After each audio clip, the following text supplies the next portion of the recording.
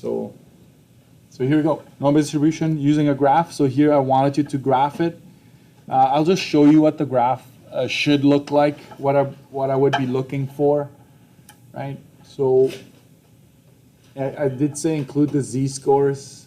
So I would want to have these values along the x-axis, income with a dollar sign, and the percentages in there, right? So I'd give you 1 mark for just the percentages, another mark for the values, and then 1 mark for z-scores and everything else.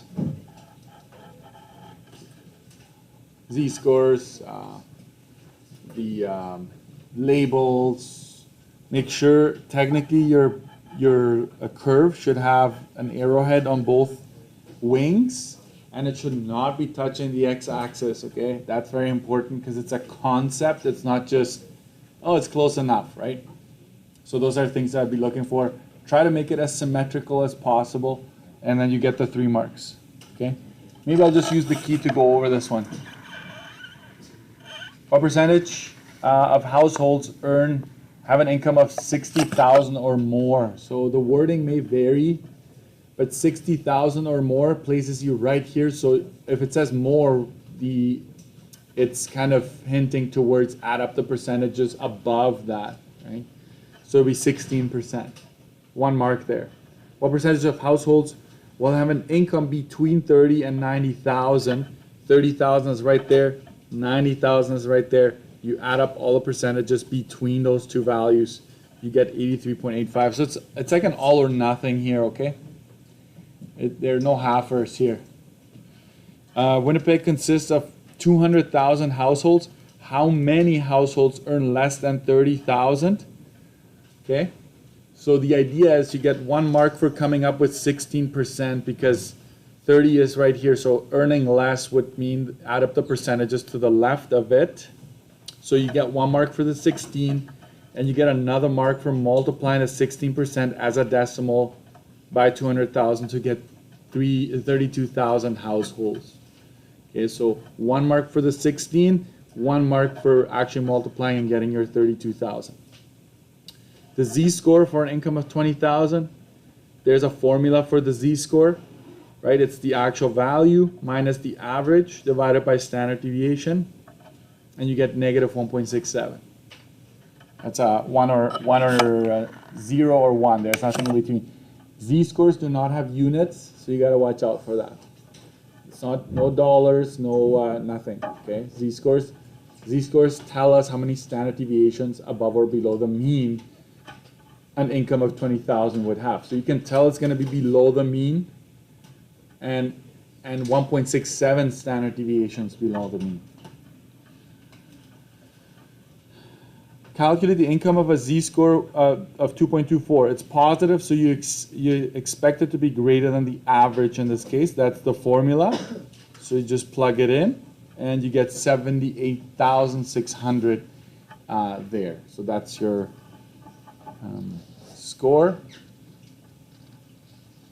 Keep going on the back side.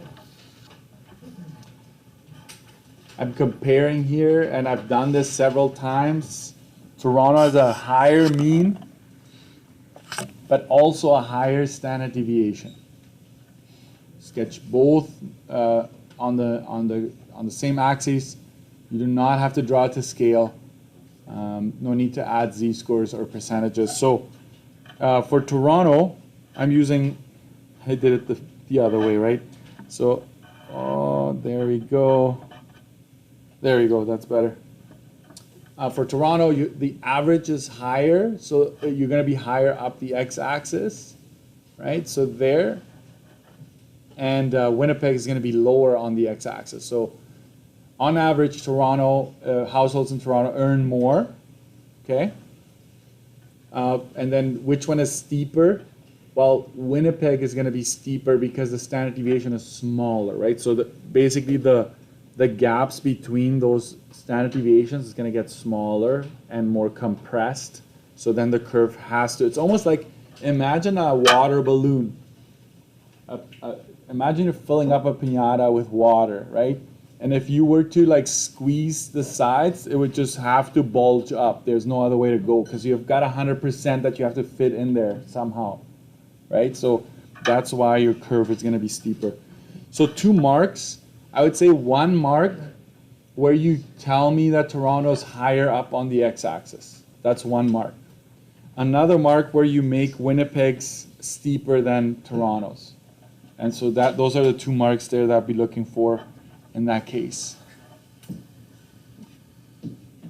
Use the mean and standard deviation of Toronto. I'm asking you for the z-score of an income of 20,000 in Toronto. We use our formula for the z-score and we get negative 1.6. Okay? So that is actually an interesting, so it's negative 1.6 for Toronto. For Winnipeg, it was negative 1.67, correct? So at 20,000 is even a little further away from the mean in Winnipeg than it is in Toronto. Not by much, but it is. Determine the income of a z-score of 2.24 in Toronto.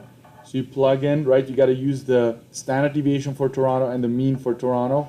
You get 116,000 in Toronto. Write the equation. Oh, wait, a blast from the past, right? But you had your notes, so you can't complain. You wanted an equation with a vertex of this, 2 x-intercept, and is wide.